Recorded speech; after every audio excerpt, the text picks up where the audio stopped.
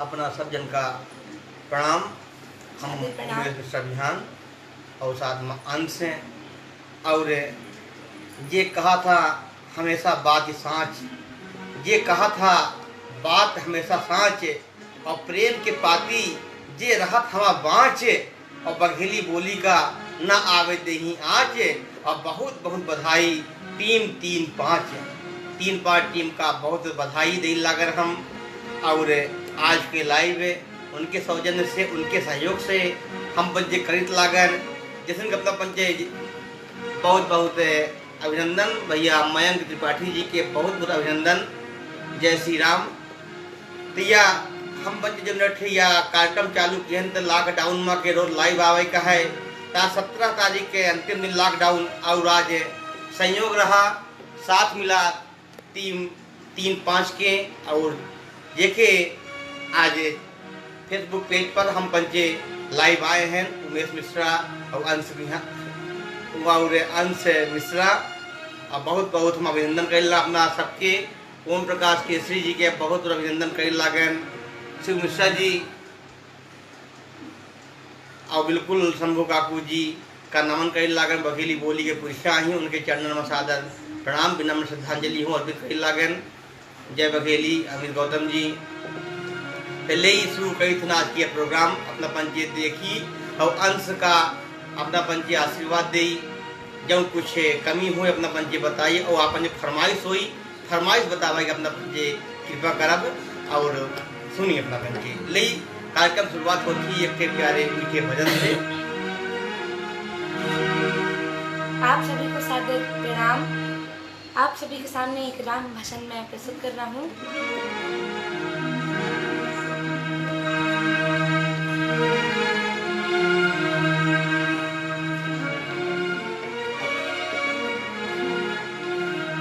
जय श्री राधे कृष्णा। अभिनंदन। जिसके जिसके हृदय में राम नाम बंद है उसको हर घड़ी आनंद ही आनंद है।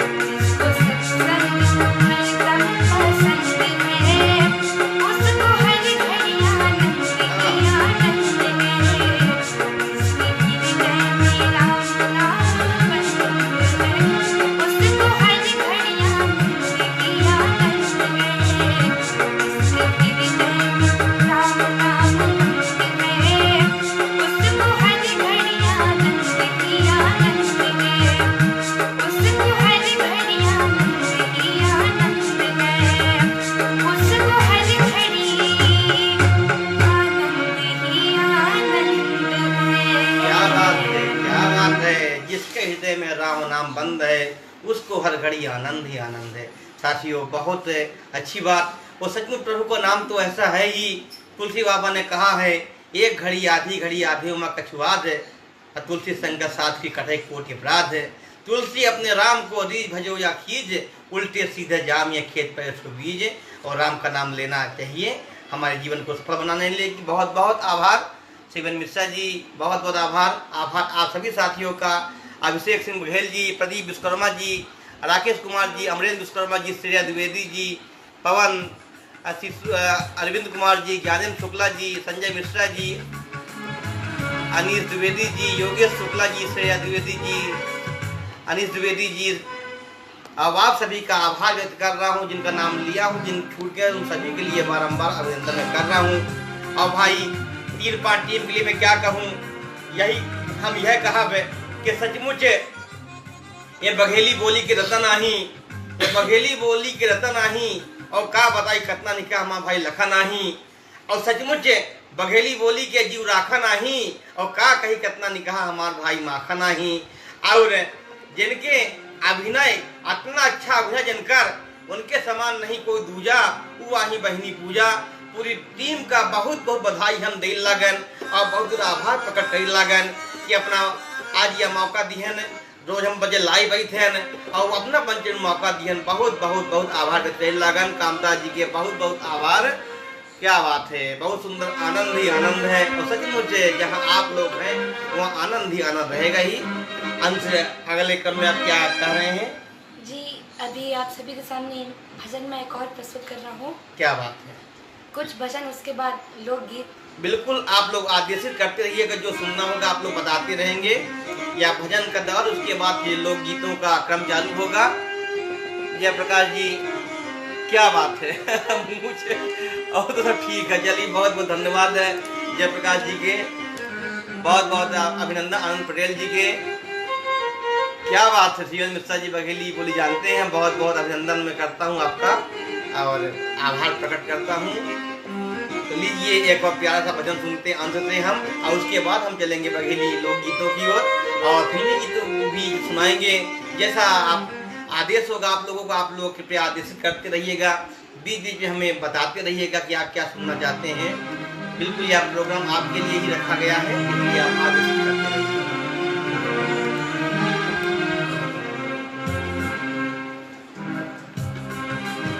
प्यारा सा भजन।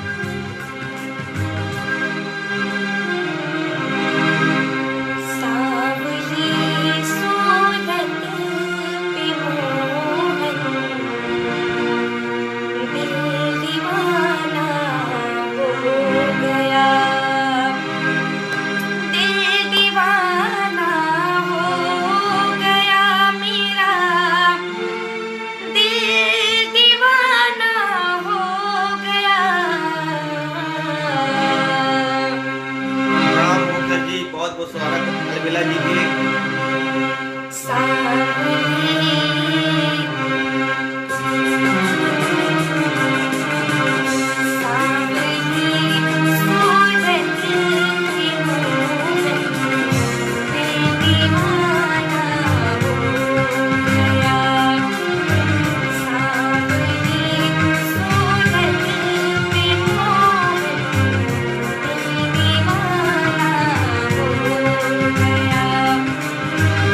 दिल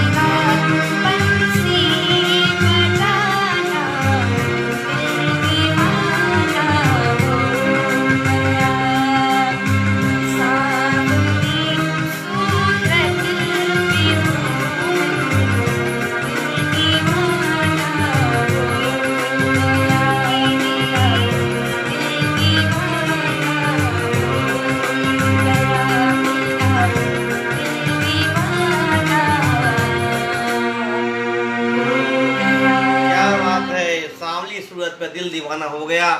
और सूरत सांवली हो गोरी, किसी महान शायर ने कहा था कि सांवला गोरा कुछ नहीं होता है, जो दिल में छा जाता है, जो दिल में बस जाता है वही अच्छा लगता है, और गोरे काले से कुछ नहीं होता। और जहाँ प्रभु का रूप है और जहाँ मुस्कान की बात है, तेरे मुस्कान देख कर दिल दीवाना हो गया।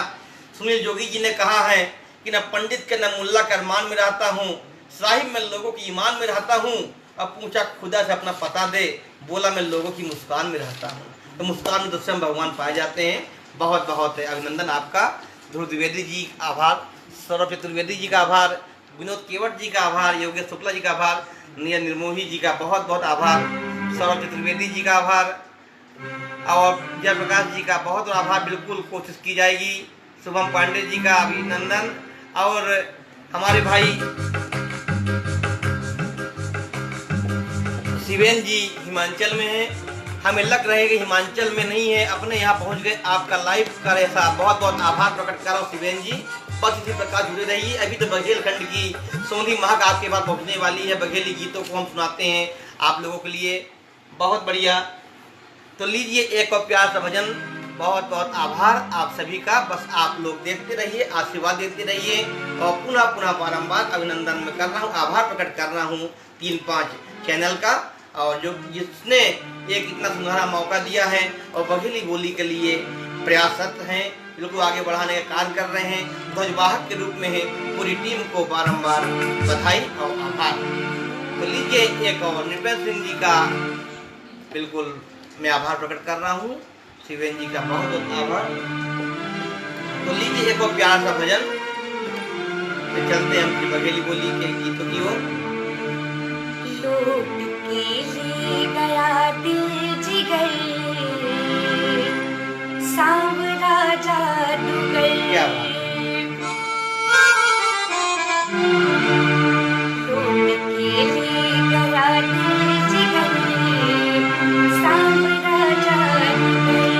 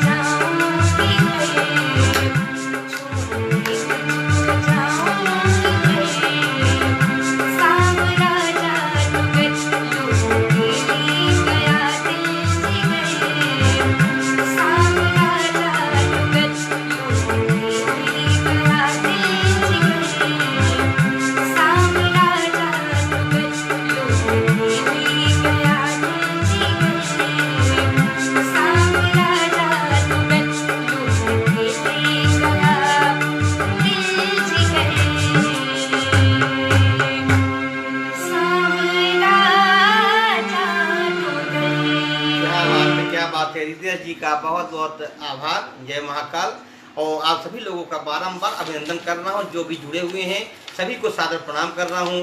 और शिवेन जी ने जैसा कहा है कि बिल्कुल शर्म नहीं करनी चाहिए, बिल्कुल खुल के आप लोग नाचिए, बिल्कुल ऐसा जश्न का माहौल। लॉकडाउन में भी जो एक आनंद आ रहा है, परमानंद आ रहा है, प्रकृति की सहिता पा रही है, जिसमें आप सभी लोग आनंद लीजिए। मनोज द्विवेदी जी का आभार। जय श्री राधे कृष्णा। शिवेन मिश्रा जी जय, बिल्कुल बिल्कुल आप सभी की जय हो। बारंबार अभिनंदन करता हूँ। और यह कहा कि प्रेम के सागर में खुशियों का मंथन करता हूँ, प्रेम के सागर में खुशियों का मंथन करता हूँ, प्रेम की चौकी में हल्दी कुमकुम चंदन करता हूँ। और जुड़े हुए सभी महानुभावों का मैं स्वागत अभिनंदन करता हूँ। उमेश बिहान की ओर से बारंबार आप सभी का अभिनंदन है। और लीजिए एक और प्यारा सा भजन और फिर चलते हैं हम लोग गीतों की ओर चलते हैं। आप सभी का आशीर्वाद मिलता रहे, सभी का प्यार मिलता रहे। बहुत अच्छा लग रहा आप लोगों से जुड़कर।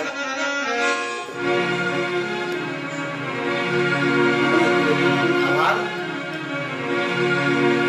नैनों की कटारी वारी, नैनों की कटारी वारी, नैनों की कटारी वारी वारी छुई छुई छठी से उतर गई।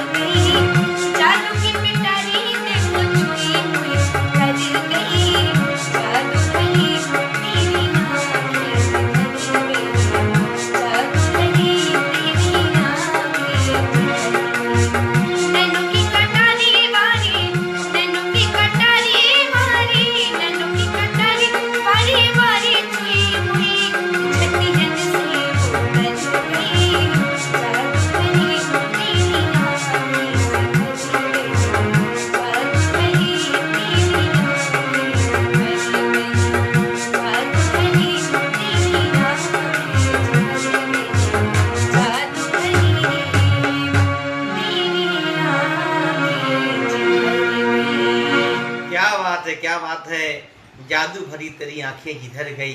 वो सच में प्रभु की आंखें जिधर जाएंगी जादू डालेंगी ही। उनकी नज़रों में ऐसा आकर्षण है, और आकर्षण आप लोगों में भी है, जो आप लोगों ने आशीर्वाद से अंश को नवाजा है, आशीर्वाद से आप लोगों ने झोली भर दी। आप सभी का तहे दिल से मैं शुक्रगुजार हूँ, जो इतना आप सौगात दे रहे हैं, आशीष दे रहे हैं। और प्रभु की आंखें तो हैं, मैं इन आंखों को भी यही कह रहा हूँ किसी शायर के शब्दों में कि वक्त की धूप हो या बारिश, कुछ कदमों के निशान कभी नहीं खोते, और जिन्हें याद करके खुश होती आंखें वे दूर होके भी दूर नहीं होते। जैसे शिवेन जी हिमाचल में हैं, लेकिन बिल्कुल दूरी नहीं लग रही उनकी और हमारी, लगता है समीप में बैठे हैं, और हमारा आपका कोई ना कोई दिल का रिश्ता है। आप सभी का, बबलू त्रिपाठी जी का, बिल्कुल बिल्कुल त्रिपाठी जी बघली लोकगीत, बिल्कुल उतरत माघ लगत दिन फागुन, बिल्कुल बिल्कुल बबलू जी आप जुड़े रहिएगा, हम सुनवाते हैं बिल्कुल। और हमारे प्रिय शिष्य अंकित वर्मा जी का भी अभिनंदन। श्याम जी महाराज का बहुत बहुत आभार। आप सभी लोगों का मैं आभार प्रकट कर रहा हूँ, अभिनंदन कर रहा हूँ, वंदन कर रहा हूँ। इसी प्रकार से आप लोग जुड़े रहिए। संदीप शर्मा जी, सौरभ चतुर्वेदी जी का बहुत बहुत आभार, बहुत सारा आपने आशीर्वाद भेजा इसके लिए। राम बदन पाल जी का अभिनंदन, राजीव शुक्ला जी का अभिनंदन, राजीव शुक्ला जी, सौरभ चतुर्वेदी जी, शिवन मिश्रा जी, और हमारे प्रिय भाई कामता माखन जी, जिनका संयोजन बहुत शानदार रहा आज का। बिल्कुल बहुत बहुत अभिनंदन आप सभी का। तो लीजिए, मैं अंत से चाहूँगा कि अंत से प्यारा सा लोकगीत बघेली बोली, और अपनी बघेली बोली क्या है, डॉक्टर राज जी के शब्दों में कहूँगा तो यही कहूँगा कि गंगा के पानी यस, गुरु की वाणी यस, शारदा भवानी यस, लागत है बघेली मोर, और मछली का ही पानी यस, आंधर का। बघेली बोली की बात ही क्या करूँ। और जिस प्रकार 3-5 टीम ने बघेली बोली का मान बढ़ाया है, बहुत बहुत बहुत मैं आभार और साधुवाद दे रहा हूँ 3-5 टीम को, कि जिन्होंने बघेली बोली को सार्थक करने का पूरा प्रयास किया है। डॉक्टर राज शर्मा जी ने ही कहा है कहीं पर कि हम फालतू के बकवास नहीं करी, हम फालतू के बकवास नहीं करी, महतारी बहनी को उपहार नहीं करी, फालतू के बकवास नहीं करी, महतारी बहनी को उपहार नहीं करी, और मजा थोका भले कमाए आवे, हम बघेली बोली के सत्यानाश नहीं करी। तो डॉक्टर राज शर्मा जी को सादर प्रणाम। उन्हीं के शब्दों में को बढ़ाया है 3-5 टीम ने, और बघेली बोली को जन जन तक पहुंचाने का जो व्यय उठाया है, लोकप्रिय बनाने का व्यय उठाया है, और बिल्कुल एक स्थान पूरे राष्ट्र में देने का जो प्रयत्न किया है, बहुत साधुवाद दे रहा हूँ। जय बघेली, जय बघेली। मिस्टर अनुमान तिवारी जी का बहुत बहुत अभिनंदन। तो लीजिए प्यारा सा लोकगीत जी। एक अंकल जी ने फरमाइश की थी, उतरत माघ लगत दिन फागुन। बिल्कुल बिल्कुल जिगनार गाड़ी फास्ट वाली। उतरत माघ लगत दिन फागुन, रामा चले हैं ससुरारी जी।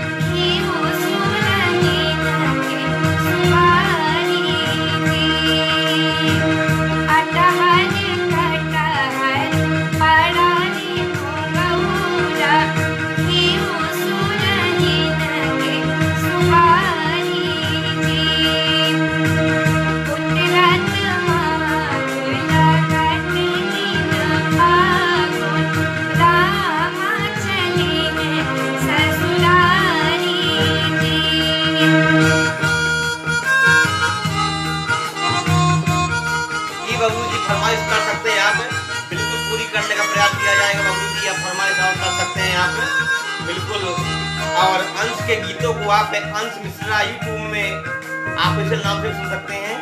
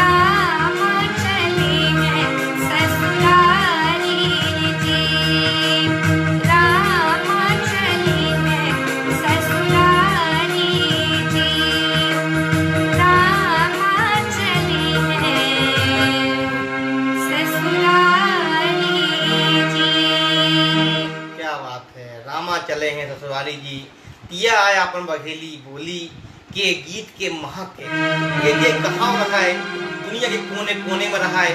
अपने बघेली बोली के सुगंध है, माटी के सुगंध है फैली रहा थी। और हम अपने बघेली बोली का धरती का बारम्बार यहीं से प्रणाम करी थे। और यही कही थे हिंदी में, यह कहा कि जहाँ तक देखूं अपनेपन की नजर नहीं ठहरती है, जहाँ तक देखूं अपनेपन की नजर नहीं ठहरती है। और जब कोई हमारी बघेली बोली को मान न दे, ये बात मुझे अखरती है। और क्या कहूँ इस बोली के बारे में, इस मिट्टी के बारे में, ये तो सफेद शेरों की धरती है। बारंबार इस मिट्टी को प्रणाम करता हूँ आप लोगों की चाहत को बस इसी प्रकार से बनी रहे। अपनी बोली के प्रति, अपनी माटी के प्रति बारंबार प्रणाम कर रहा हूँ। और लीजिए चलता हूँ मैं, फिर से चाहूँगा कि एक बघेली लोकगीत है। कौन हमारे अंश आप बताएं? जी गैलिहाई गीत सुना रहा हूँ। बिल्कुल, गैलिहाई गीत की फरमाइश से आदरणीय शिव जी ने की है, तो हम गैलिहाई गीत सुना रहे हैं अंश से।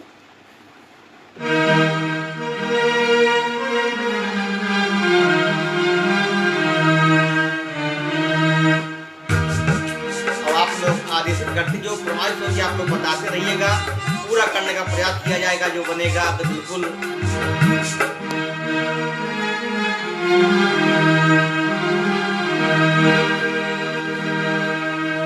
लक्ष्मण लिए बाण रामा हिरनिया मारे, हिरनिया मारे।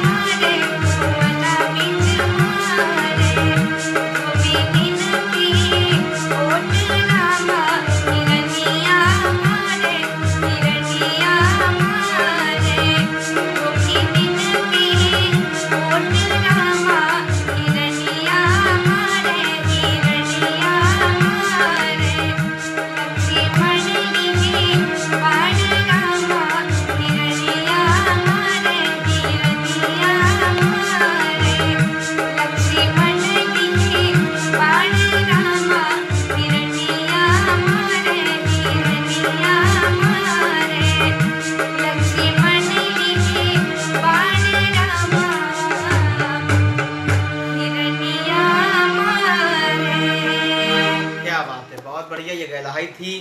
और साथियों, आज बघेली बोली के पितामह परम आदरणीय शंभू काकू की स्मृति में कवि सम्मेलन का आयोजन किया गया है, जिसमें विंध्याटवी कवि सम्मेलन विंध्य प्रदेश के नामी गिरामी कवि आज शिरकत करेंगे अपनी बघेली बोली के साथ, उनको नमन करेंगे।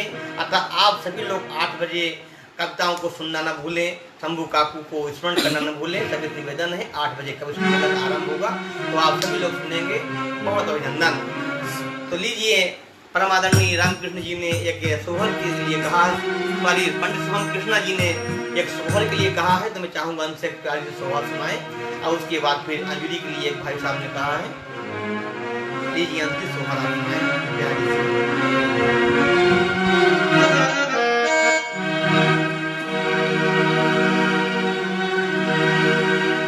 परम आदरणीय शिवाजन शुक्ला जी को बारंबार प्रणाम करता हूँ, सादर नमन करता हूँ।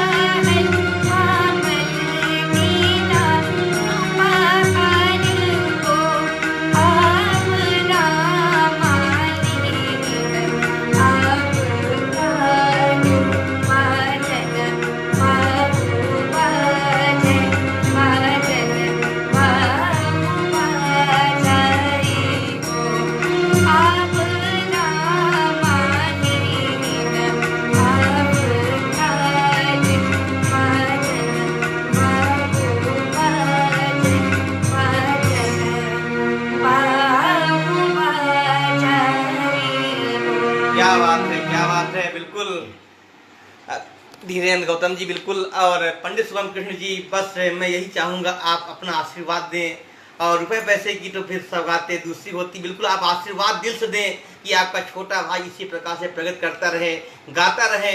बस ये दिन हम सबका नाम ऊंचा कर सके, बस यही आप आशीर्वाद दीजिए शुभम कृष्ण जी। और शुभम शिवाचार्य शुक्ल जी, बहुत बहुत आभार, आपका आशीर्वाद मिला, सब आपका आशीर्वाद का प्रतिफल है। इसी प्रकार से आप लोग आशीर्वाद देते रहिए। और बिल्कुल बहुत बहुत आभार मैं व्यक्त कर रहा हूँ आप सभी का। पंडित शुभम कृष्ण जी का बहुत बहुत आभार, अभिनंदन। शुक्ला जी, अन्नू तिवारी जी, मनीष गुप्ता जी का बहुत बहुत अभिनंदन। तो एक प्यारी सी अंजुरी मैं चाहूँगा अंत से, जैसा कि धीरेन्द्र गौतम जी ने आगे मांग की थी, आदेश दिया था, तो बिल्कुल एक अंजुरी सुनाने का मैं कहूँगा अंत से कि बिल्कुल सादर प्रणाम धीरेन्द्र गौतम जी, बहुत बहुत अभिनंदन आपका। और इसी प्रकार से प्यार आप लोग जाते रहिए, स्नेह देते रहिए।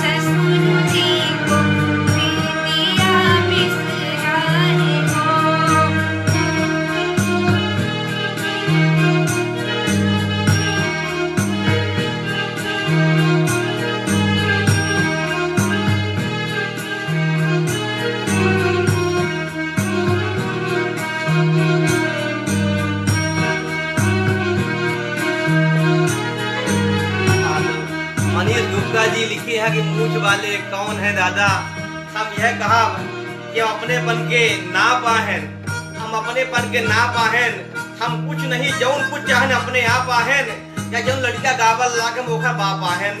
अपने हमारा परिचय है मनीष जी, बहुत बहुत अभिनंदन अपना करी लागन, बहुत अभिनंदन मनीष गुप्ता जी।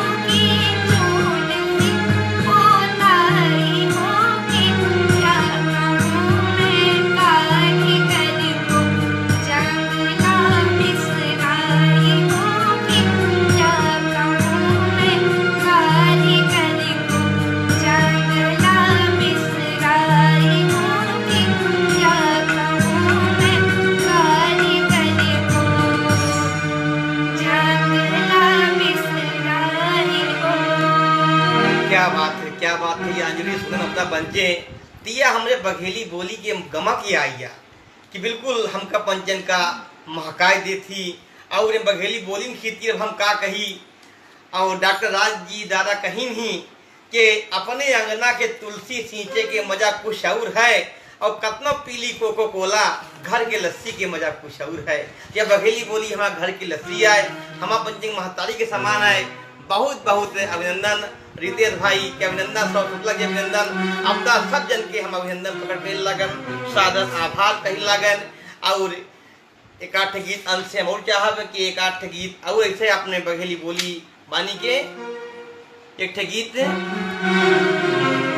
बघेली बोली के गीत एक प्यारा सा गीत हो जाए, क्योंकि अपने बघेली बोली के में जन खुशबू है वह कहाँ नहीं है। हम पंचायत के जहाँ हैं हमेशा अपने बघेली बोली के मान बढ़ावे प्रयास करते हैं। 3-5 चैनल एम अपन अग्रणी भूमिका निभावल लागए, बहुत बहुत साधुवाद देन लागन, बहुत बधाई देन लागन कि बघेली बोली के नेता जन उनकर भगीरथ प्रयास है और बिल्कुल सफल होए। बहुत बहुत बधाई हमरे कैसे ले एक अपना पंचे सुहाग गीत सुनी और जब ब्याह होता है बिटिया के तो जो मंगल गीत गाए जाते हैं सुहाग गीत के प्रमुख स्थान हवाए। बिल्कुल बिल्कुल गुप्ता जी अपना परिचय जान गए, बड़ा अच्छा लगा हमका। बिल्कुल एक सर वीरेंद्र जी या सुहाग अंश गावल्ला सुनिए अपना पंच आशीर्वाद दी।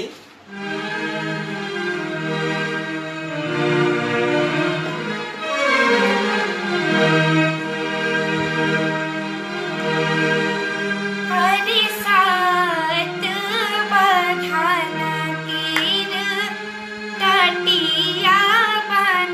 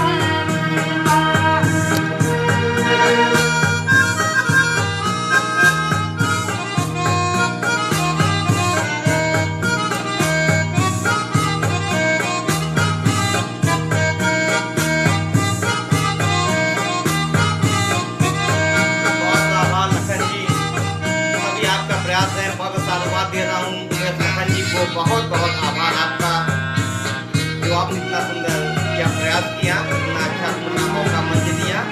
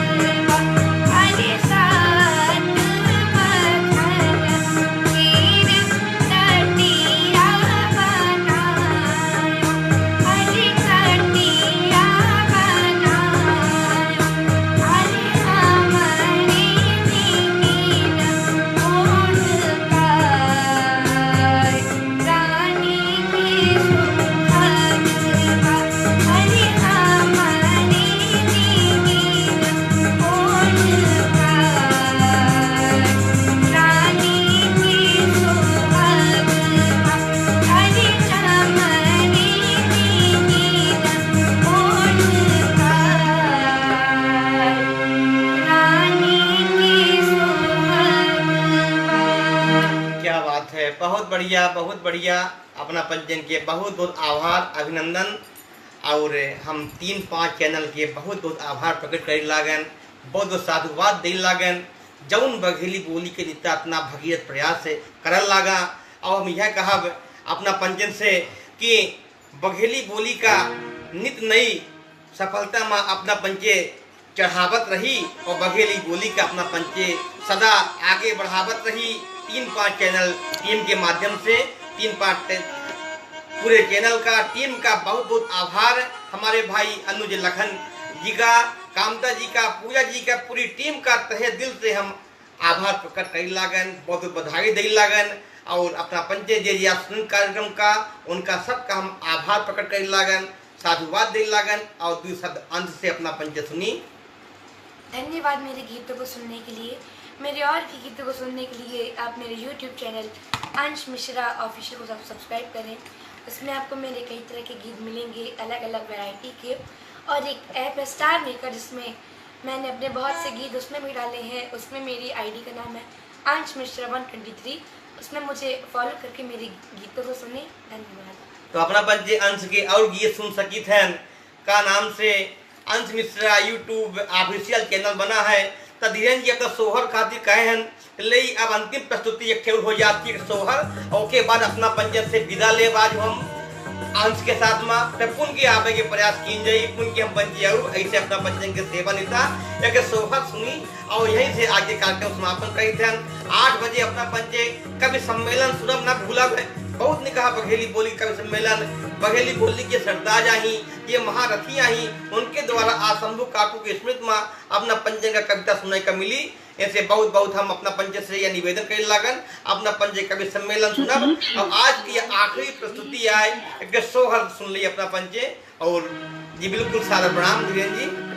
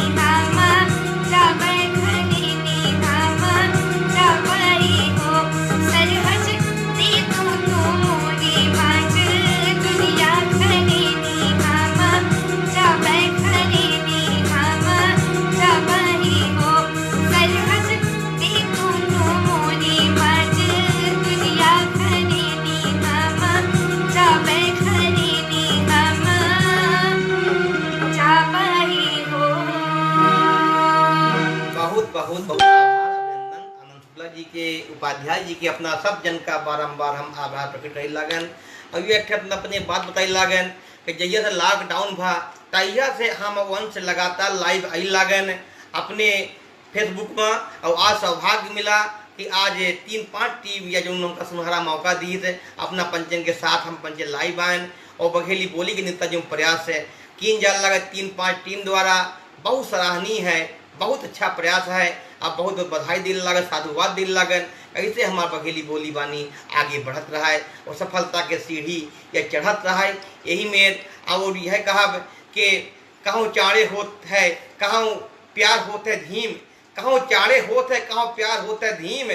और बहुत निगाह लागत थी अपने गांव के नीम। और बहुत बहुत बधाई जब उन्हें 3-5 के टीम बहुत बधाई दिल लागन।